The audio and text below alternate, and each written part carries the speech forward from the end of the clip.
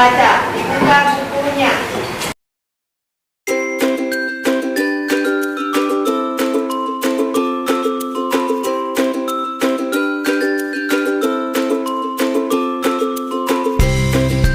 Waktu literasi sudah habis, sudah 15 menit.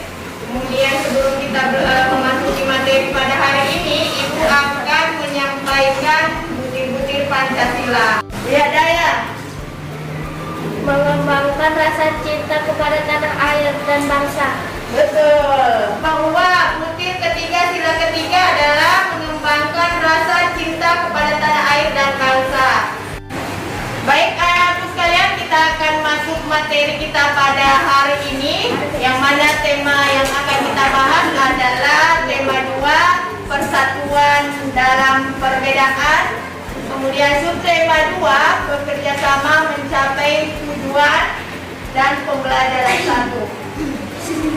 Kemudian ada pun KD muatan pelajaran bahasa Indonesia yang akan kita bahas pada hari ini, yaitu KD 3.4, menggali informasi penting dari sebuah buku sejarah menggunakan aspek kapan, apa, siapa, mengapa, dan bagaimana.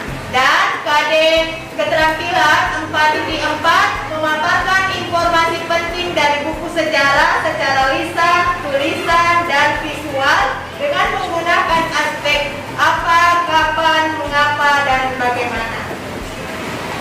Pertemuan sebelumnya kita sudah membahas tentang menggunakan kata tanya untuk membuat peta pikiran dari teks. Masih ingat? Kata tanya apa saja yang digunakan?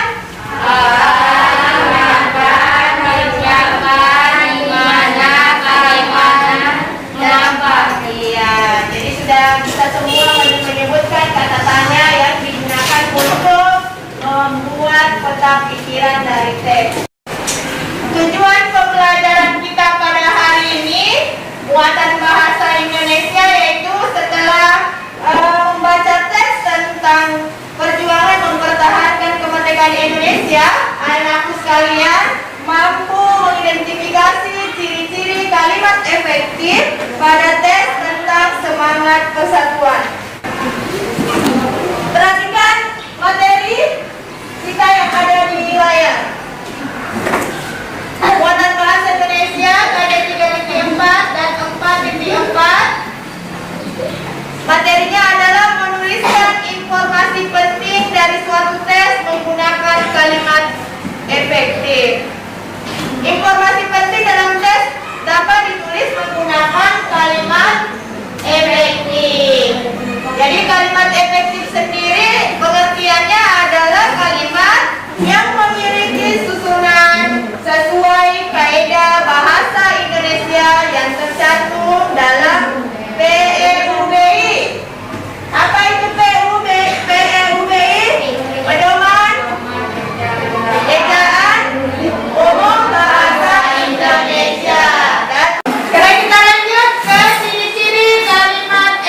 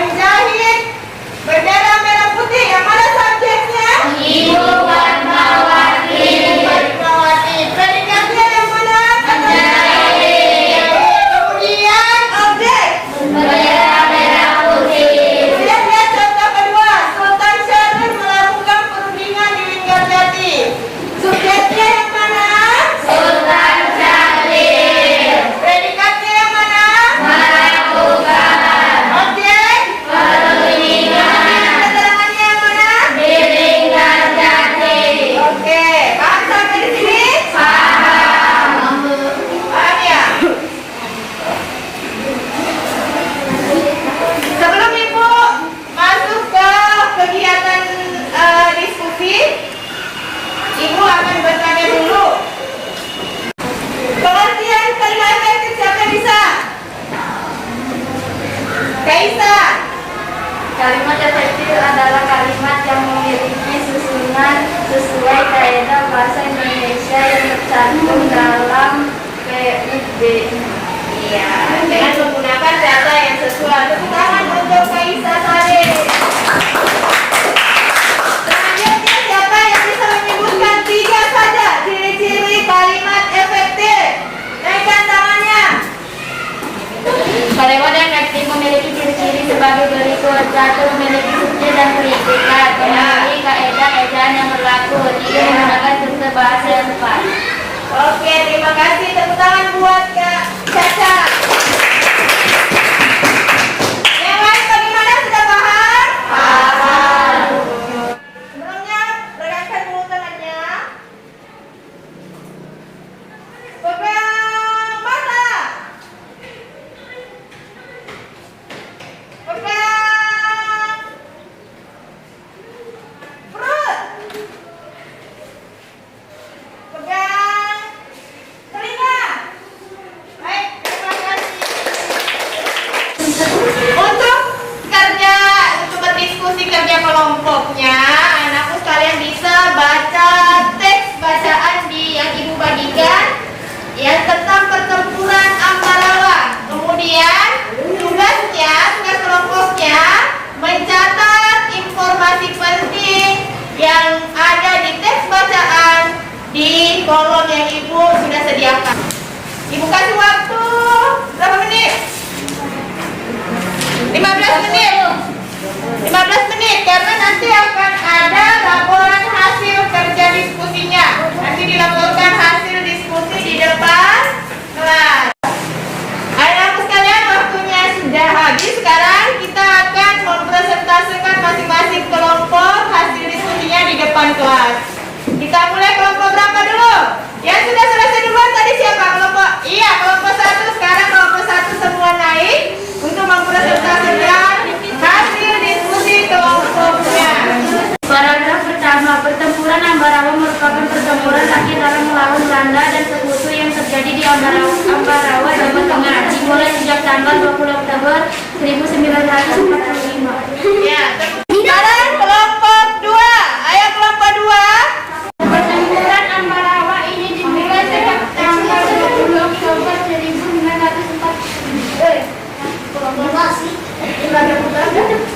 Ya, tepuk tangan kelompok. Untuk mengalahkan Belanda dan sekutu. Strategi ini dilakukan dengan serangan Belanda di semua tempat pengungsian. Sekalian, untuk tugas individunya hari ini dibuka buku petik halaman 44, dikerjakan 1 sampai 5. Nomor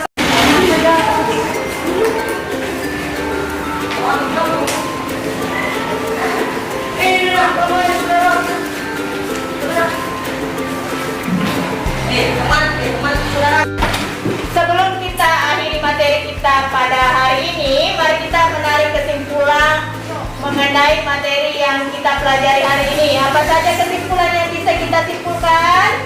Yang pertama apa tadi? Pengertian kalimat efektif. Kalimat efektif yaitu kalimat yang memiliki susunan sesuai kaidah bahasa Indonesia yang tercantum dalam PUEDI. Baik, sebelum ditutup ada pertanyaan? Ada ya? Sudah paham? Jadi kalau sudah paham, ibu anggap materi kita pada hari ini sudah tercapai dengan baik. Kemudian bagaimana perasaannya setelah mempelajari materi tadi? Apakah senang, sedih, bahagia, atau apa? Senang. Ya, jadi pelajaran kita hari ini cukup menyenangkan. Cukup sampai di sini. Sebelum kita menutup, sebelum kita pulang, mari kita berdoa dulu. Silakan saja dipimpin teman yang berdoa. Sebelum pulang, mari kita berdoa, berkeyakinan kepercayaan masing-masing. Berdoa dimulai.